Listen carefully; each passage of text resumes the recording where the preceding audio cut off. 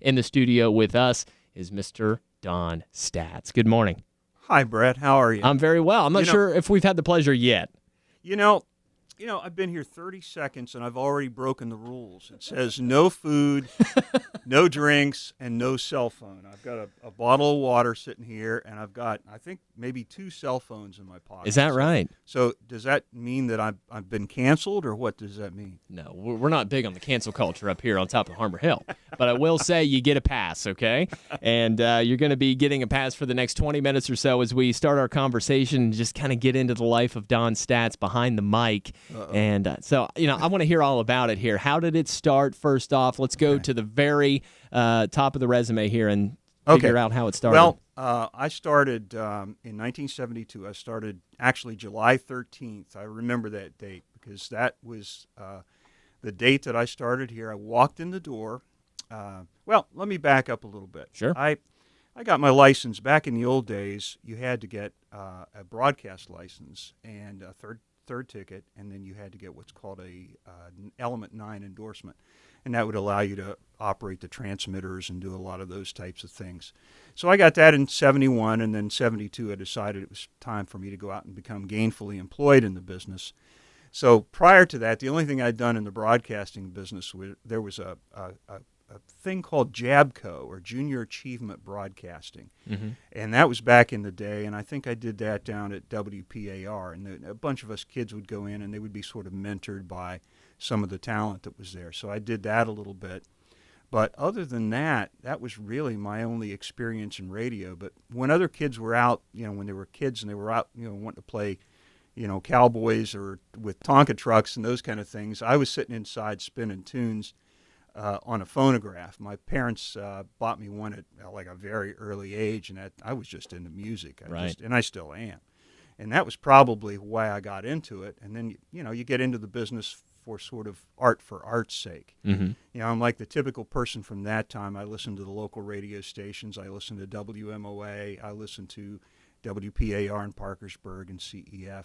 And then, of course, I listened to all the big ones like WLS in Chicago and CFL in Chicago and WOWO in Fort Wayne and ABC and CKLW in Detroit, and all these call letters that people are listening and saying, what are those stations? You're saying, who are those stations? Oh, no, come on. Guy? So I walked in. I sent a resume tape and a tape up here, and I sent it to John Richardson. And I don't know if you know John at all or not, or if he's going to be in on one of these interviews. But I had no idea who the PD was at the time. So I would just listen to John. So I sent it up to him, and then, it was on the little 3.5-inch reel-to-reel type things that you did. So I sent it in to him, and I got a call from Dick Sams. And Dick said, yeah, we're actually looking for somebody because John and a couple of the other folks are going back to school at that time. So I came up and interviewed, and it was an impressive thing for me to walk in. Because at the time, and I was telling Johnny out there, I was telling Johnny Wharf, I said, well, I walked in, and at the time, Ray Rosenblum owned the station, and Big John was here. He was the sales manager, as I recall. And there were all these pictures of all these dignitaries, sports figures and political figures, and all these hanging on the wall with the air personalities or the owners of WMOA. So it was that wall of fame, if you will. So that impressed me enough that I probably started my own wall of fame. So I have in my office, still in the broadcasting business, I have that, but it's probably more musical people than political people, or even I have some sports folks there too, as far as that goes. Yeah, I would say, and I've noticed this over my 14 and a half years in the industry. It's just, the different things that you get to see, not just every day, not just every year, every month, but it's just a wide variety. It's almost every hour something's changing, so you have to stay on top of it, keep up with the pop culture of the world, and just, really realize and get a grasp on what's happening. And that will make you see things you never really thought you'd be able to see. Luckily, if you get a chance to take a picture, you should for your wall of fame. And Don, it sounds like you have a pretty impressive one. I've got a collection down there. I mean, so I walked in here and I got a job, and I started. I think Dick Sams came in on a Friday night and trained me, like real late, like 10 o'clock at night or something, after a Cincinnati Reds game, I think. So I came in the next day. I had my first paid air shift there. I think it was like noon to 6 or something at the time.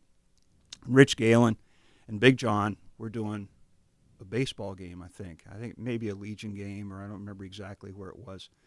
They were doing it, and I thought, I've got to get this thing on the air. So I was about halfway, knew how to do it. But I missed the whole first inning of the game, and I thought I'm going to get fired the first day. My career is going to be the shortest career in broadcasting ever.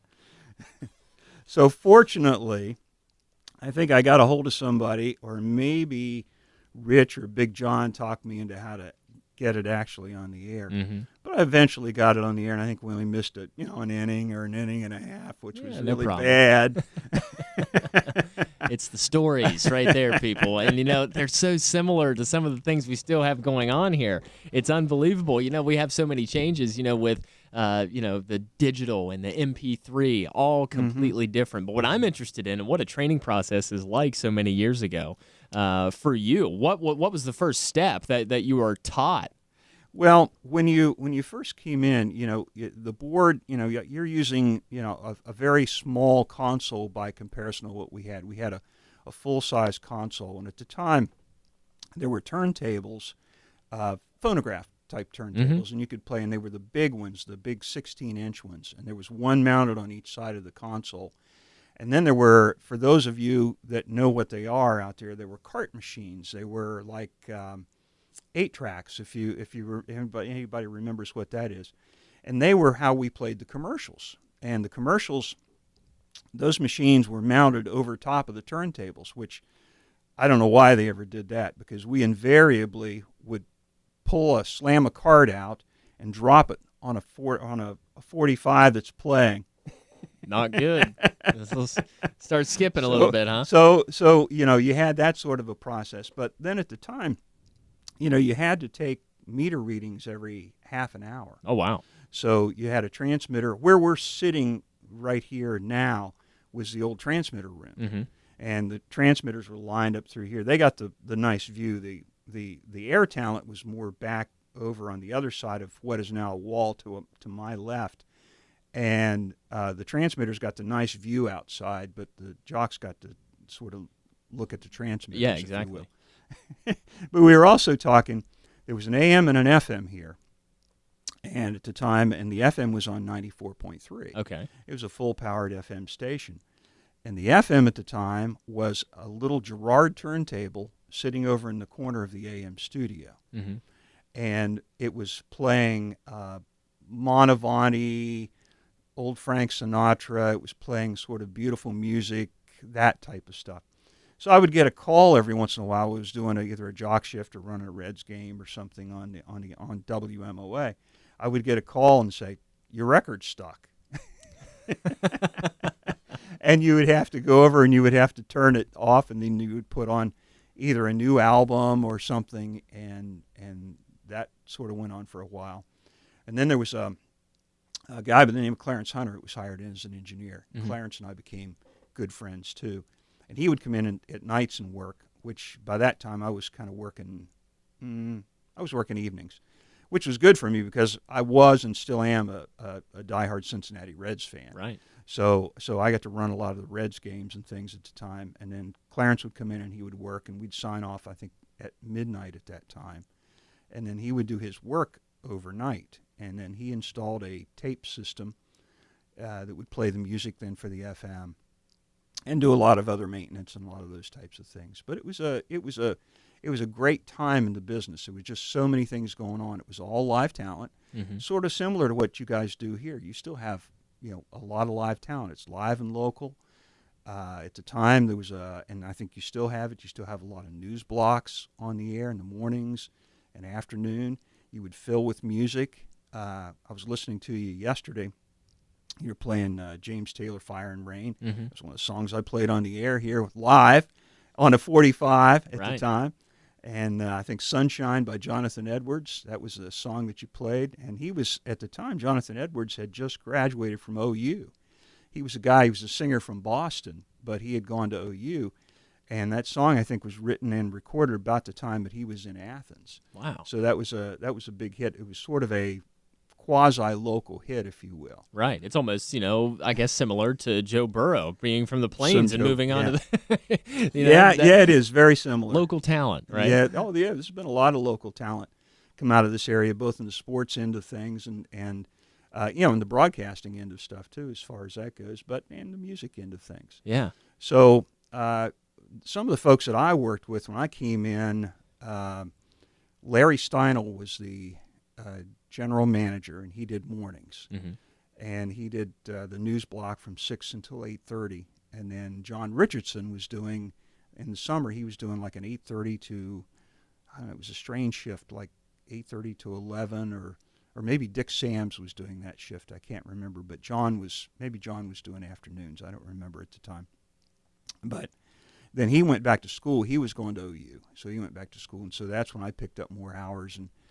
And I think at one point there, after I joined the staff, I think I worked 40-some days straight. Wow. It was, how it is. I mean, yeah. You just do what you have to do. But it was a great experience. While I was here, I got to go on the air, of course. I got to run a lot of games.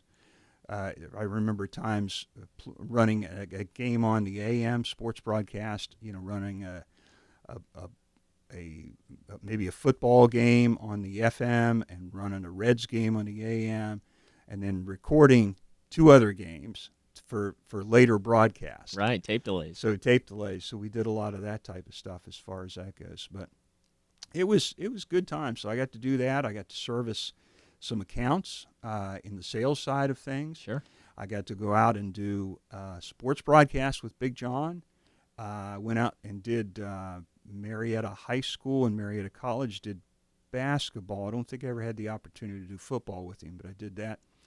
And he'd always call me, I don't know, Steamboat or something like that, or Hey Chief, or Hey Steamboat. Uh-huh. And larger than life character. I mean, for just sure. Was, you know that. I mean, just larger than life character. So he'd go through and he would do a lot of the play-by-play.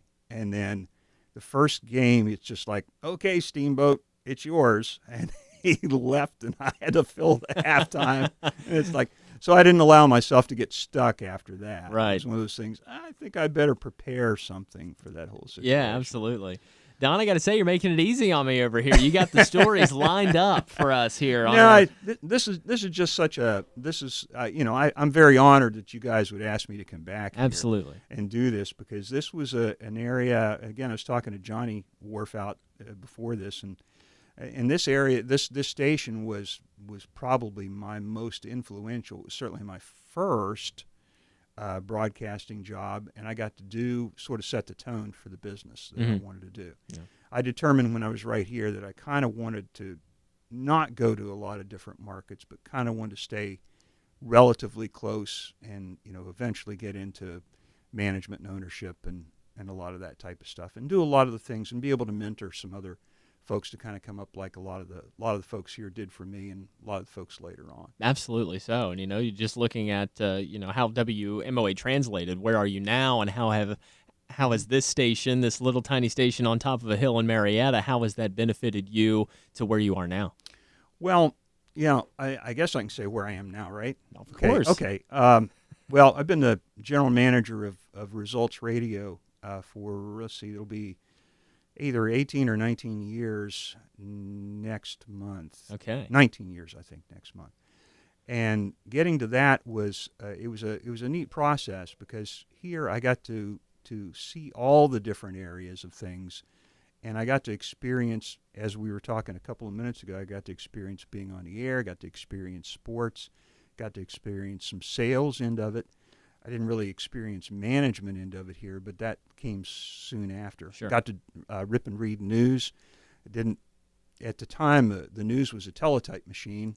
It was an AP and a UPI wire machine, and you had to keep the door closed because you could hear it on the air. Right.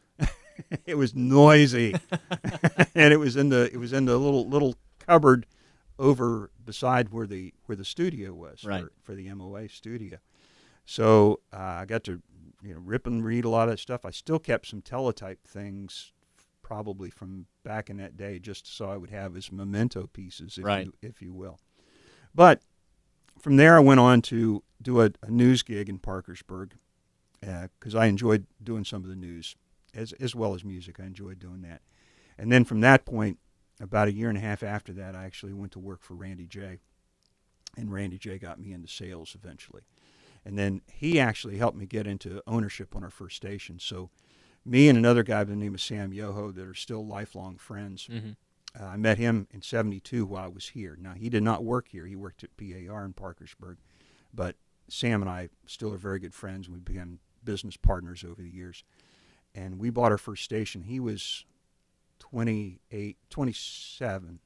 I was 27. He was 26, I guess, at the time when we were able to buy our first station. Wow. So we bought it. We ran it for 4 or 5 years, did okay with it, sold it. And then I went back to work for a company, but with the idea of getting back into ownership. So then we were able to buy Z106, the station Z106 now. Right. We owned it for 11 years and eventually sold it to Clear Channel. And I had to take a 2-year hiatus out of radio to go to television because I had a non-compete. So I went to TV for a couple of years, and that was fun. But honestly, I couldn't wait to get back to radio. I hear you. Because radio is just radio. There's nothing like it. So I went to work then for Nick Alley down at the station down there, and at Results, and I've been there, like I said, to 19 years. So it's been a great run for me. It really has, and really this station, MOA, was the one that started really the whole foundation for everything for me. It really did. You know, I love hearing that. I mean, we kind of get the same sense of that from a lot of the people that we've already talked to, and we are just extremely proud to be able to hear people say that to us. You know, and I hope at some point, and I will be able to say that later on in life, maybe during the 100th anniversary in 25 years. Sure. Well, you'll have me back for that if you're here someplace. I hope so. You know, maybe in another 75 years when we're doing 150. You know, Ben Marshall's sitting over here on the side here. He's just sort of taking all this in because he's afraid to say anything. But Ben was also, I was teaching up at Washington State as an adjunct professor for a while on some things. I really enjoyed that because I was able to kind of mentor some folks and teach them some different things too, and Ben was one of my students up there. So then when I think he came out of the college there, I think we hired him down in Parkersburg, and then he was able to get a very good gig up here and has been here, I think, ever since. Is that correct, Ben? Yeah, that'd be correct. For some reason, Results Radio hired me straight out of college. I worked there for about 6 to 8 months or so. You're a good student. That's why we hired you. And then I had a connection here. One of my best friends worked here at the time and still does a little bit. So I sort of had a connection here. They had an opening, and then so I started here in about the summer of 2007. And then I've been here ever since. And it's incredible to me to hear that, you know, a lot of the same experiences that I had, you had, as far as running the Reds baseball, and just, you know, and you talked about Big John leaving you on the air for a little bit. We learned earlier this week in an interview with Big John that's what happened to him whenever he started. So that happened. He did that to you, and then Chris Worf did that to me. So it's just a cycle, and it's amazing. It's that cycle, that downward spiral, Ben. It's all amazing. But it was good. Like I said, I was prepared after that. And I got to go out and do some baseball games, and with actually one of the sales guys, and I went out, a guy by the name of Steve Critchlow that was here at the time. He and I would go out and do baseball games and things, and that was good. We did Legion, and we did high school games and a lot of that stuff. So I enjoyed doing it. I bet you if you ran, and if you run short on time here, just tell me to shut up. But at the time when I was running Reds baseball, when it first came in, you had to pick it up as an off-air feed. Right. There wasn't even there was no dedicated line for it. It wasn't available. So it was on, we had to pick it up out of a station in Wheeling. Oh, no kidding. And it was the same frequency as Key and Huntington. So you dare not go to the bathroom very much because you might come back and Key and Huntington might be over top of your Reds game. Right. Wow. That's incredible. Don, I got to tell you what, I know you know how important it is to hit the top of the hour every hour, and I got to tell you it's been an absolute pleasure having you up here with us, and we hope to see you soon. It's great. I thank you again. I'm very honored that you would ask me to come back and do this. Anytime whatsoever. You're on local radio, WMOA Marietta.